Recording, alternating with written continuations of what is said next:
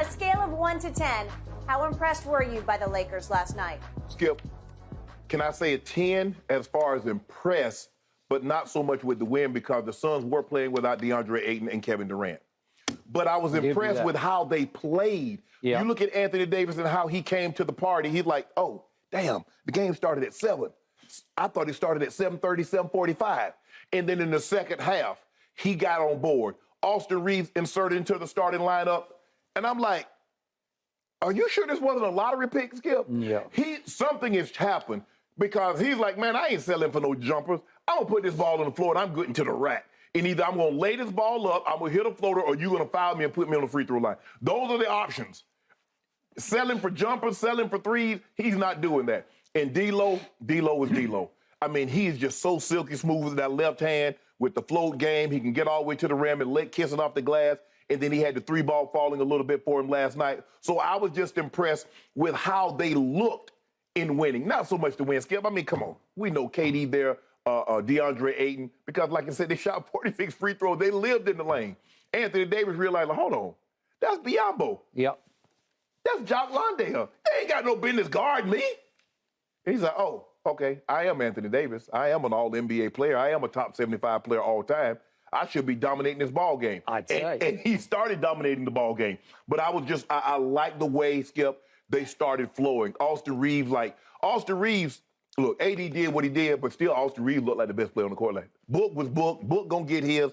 I was disappointed in Ham. I'm like, Ham, why you got Schroeder on him? Darvin Ham. Ham, Skip. I'm like, all he's gonna do is just elevate and shoot over the top of Schroeder. Which he did. A lot. And he got going in the second half, and he kept 25 in the second half. He kept him in the ball game in the second half. He sure Chris did. Paul had a nice little ball game, 8 of 17, 2 of 4, 18 points. But I was really impressed with what I saw with AD, the big three, currently the big three, Austin Reaves, the first undrafted player, Skip, to average 30 over a 2-game span. Yep. That's Austin Reaves. Played himself into a nice contract. Hopefully the Lakers can keep him next year. I would say. But I was impressed with how they played. I gave them a 7 on the win meter. But had KD and DeAndre Ayton been there, and they won this one out. Oh, no, I'd have went to a 20. Okay, good. I am with you. I am still going to go to a 9 on the impress scale off last night. And right out of the box, I'm just going to deal with the white elephant in the room. Shannon Sharpe. You know and I know. It's not very often at this level in this league that you see an undrafted white American kid come out of nowhere, come out of nowhere. And I mean nowhere. Right. He came from a little town called Newark, not New Jersey, Newark, Arkansas. Right. It's a town of 1,000 that has no traffic lights. Wow. It's 100 miles from Little Rock. Little Rock. It's 100 miles. Right. What just happened right before your very eyes? Was he a star recruit, Skip? What's that? Was he a star, 4-star, 5-star, 1-star? No. Or was he an asterisk? He was lightly recruited out of high school, even though he carried a small school team to back-to-back Arkansas small school championships. Right. But he winds up going, he was very recruited, but he goes to Wichita State for 2 years, and then he transfers to Oklahoma for 2 years, and I'm an Oklahoma fan, so I watched him a whole lot. Right. Shannon, I saw none. Right. I saw none of this. In fact, just for the record, if I can find my stats here, Austin Reaves, in his final year at Oklahoma, this is 2 years ago, he did make first team All Big 12, which is pretty good, but he averaged 18, 6, and 5, so he's not like lighting up the world, right?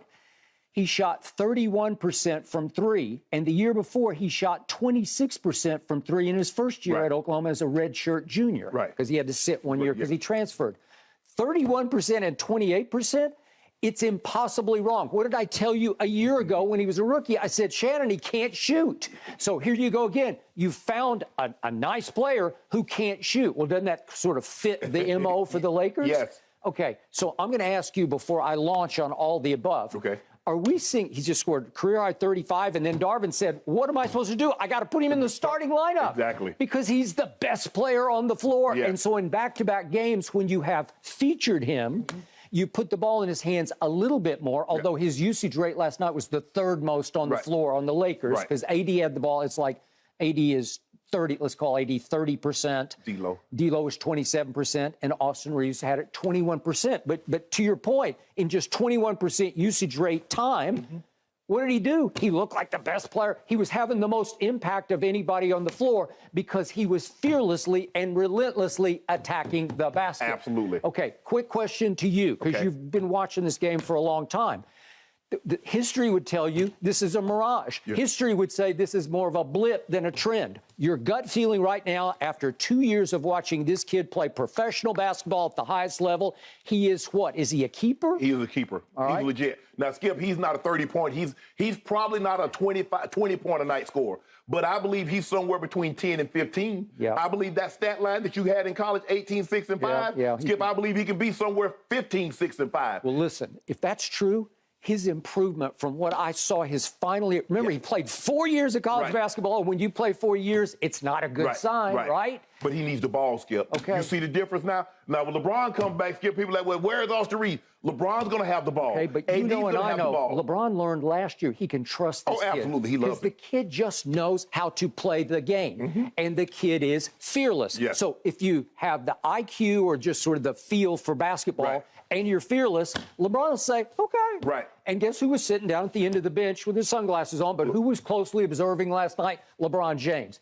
You don't think he's thinking in the back of his mind, I can work with that? Of course. Remember the play he set up at Dallas? This was early last year in Austin's rookie year. Remember the walk-off shot he hit at Dallas? Yep. LeBron said, here, you do this. And that's when he was AR-15. Right. And he goes right up and he ripped it on Luka and company at Mavericks, right? Yes. Okay, so he is displayed to you. If you give him the chances, he seizes, right? Seizes control. Yes. Okay, so you're saying keeper, right? Absolutely. All right, now, bigger picture. I give you that there was no Ayton last night, and I give you there was no KD last night. But I like this team because I do like all the new pieces, and I like it way better without Russell Westbrook overhanging the team. I like it better without Patrick Beverley distracting not only the opponent, but the home team also. I like what's in place here. And obviously, we continue to come back to LeBron. Are you or are you not?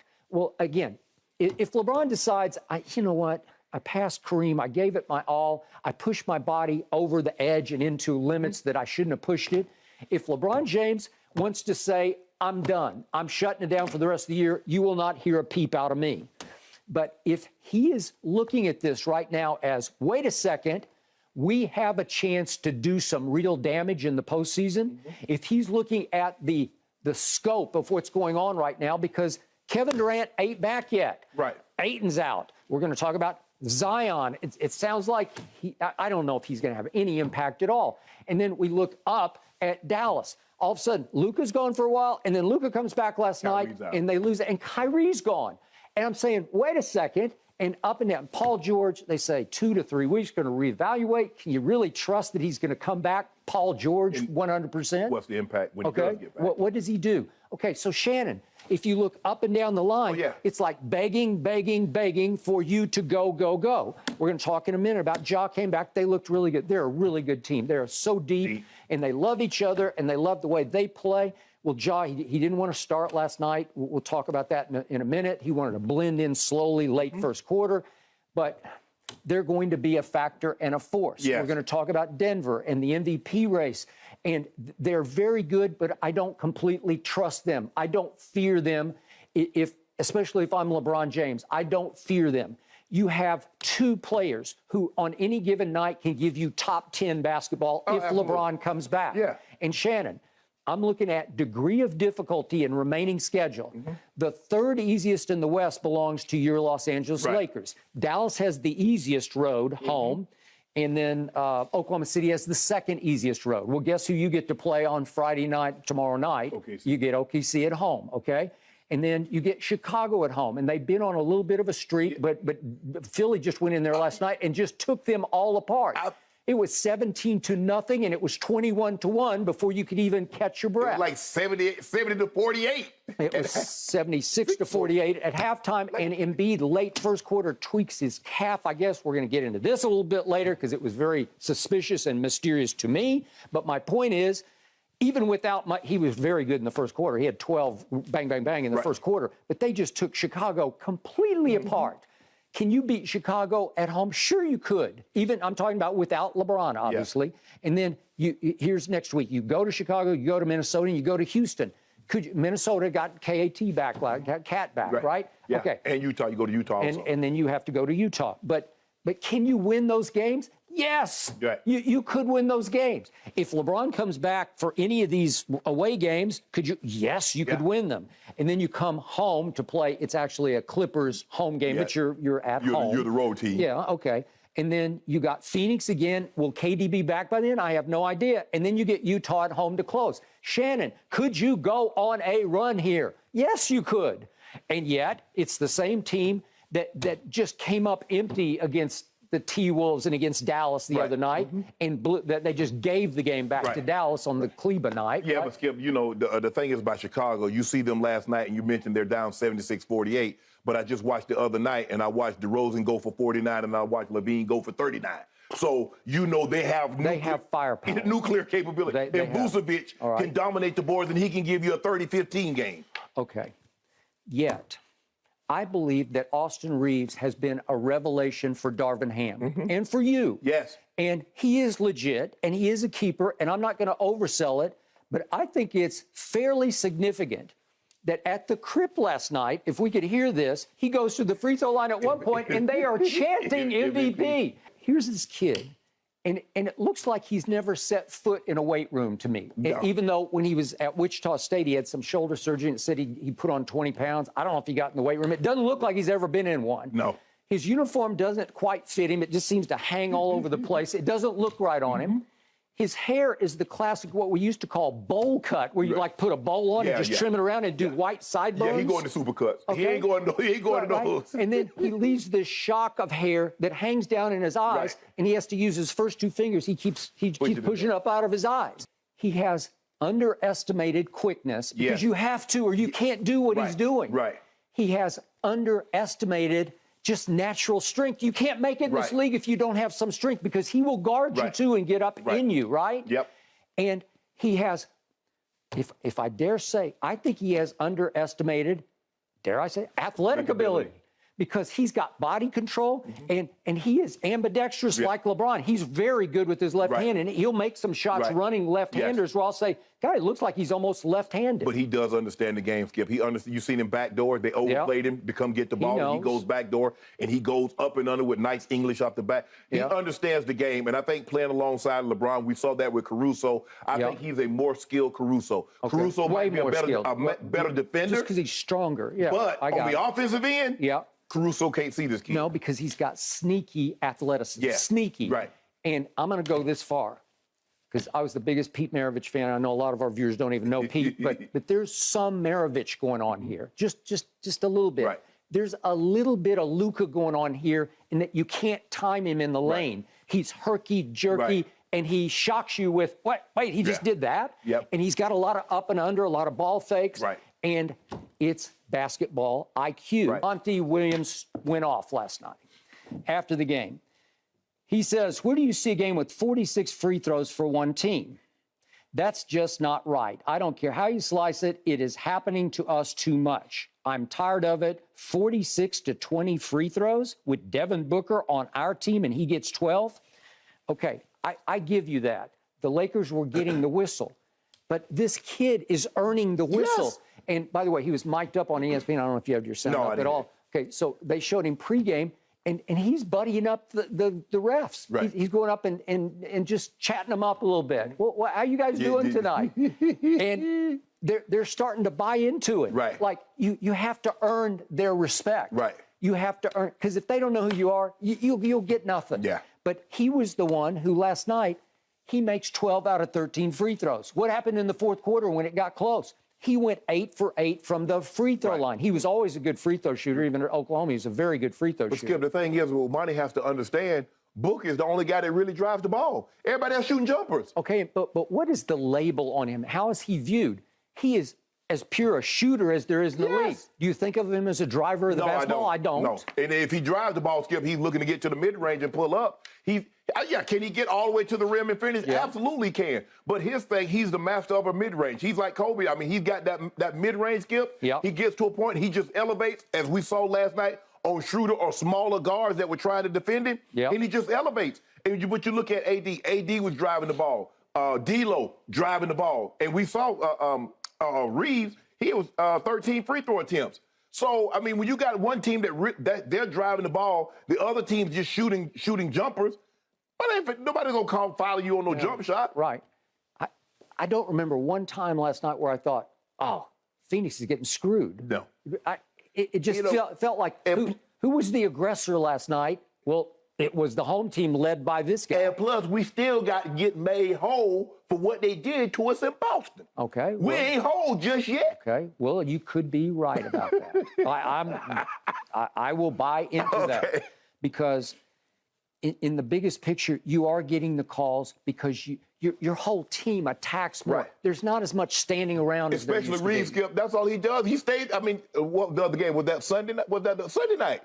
That he was doing that. He was driving the ball again. He stayed in the lane. Okay. When he had the 35. What happens when you're scoring a boxing match? What do you think of first? The busy of the fighter. But it's aggression. Yeah. Who was the aggressor in round 1 and round 2 and round 3? Who was forcing the action? Guess who? Right. The kid out of Newark, Arkansas, was forcing the action. Okay, so the big picture is, what do you think LeBron is thinking right now? What's your gut feeling about what's going on in the back of his head right now? Oh, he's thinking that if I'm healthy, we can make this. We can make a run at this thing. We can go deep. You're exactly we can go far. Deep and far. Could you win it all? Sure, you could. I mean, I'm talking about winning the West. Oh, yeah. Could you? Yes. Okay. I have no idea what's going on in his ankle and his foot right now. Right. But if he's got a shot, he should take a shot. Mm-hmm. Again, I'll have no quarrel with it if he decides I've just had enough for this year and I can't dredge it back up. That's cool. But if the ring is the thing, if he's thinking, wait a second here, I got one in the bubble, I might just get another one. If you want to try to make your GOAT case, you think he is the GOAT, but if you want to try to close your GOAT case, Go see if you can take a team that is right now in the last play-in spot, and it's teetering, and it's just a half game ahead of New Orleans and Utah for the being out of the playoffs. Right. Go take that team and say, here we go. Now, your co-star is going to have to come along for the ride. On a nightly basis. On a nightly basis. He cannot be AD as in always disappointing.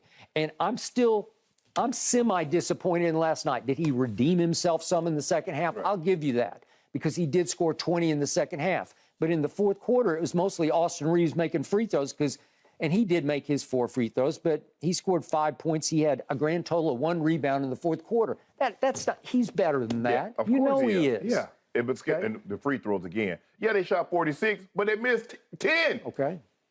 Yeah. They missed 10 free throws. Okay, and I got it. That will get you beat late in ball games. Now, how many games have free throws cost the Lakers? That's 3 wins they should have. And it's mostly because of him, right? That's 3 extra wins you should have. Agreed. And so now with 3 wins, Skip, you're probably in the 5th spot. Okay. Hurry back, LeBron. You don't want that. They already want to see a GOAT. A lot of Lakers fans holding their breaths, guys. Skip, to your point about Austin Reaves' basketball IQ, you know, he comes from a basketball family. His mom, his dad, and his brother all played college hoops. It's ingrained in them. Thanks for watching, Undisputed fans. Subscribe here to get the very latest from Skip and Shannon. Plus, go watch a few segments from our other shows on FS1.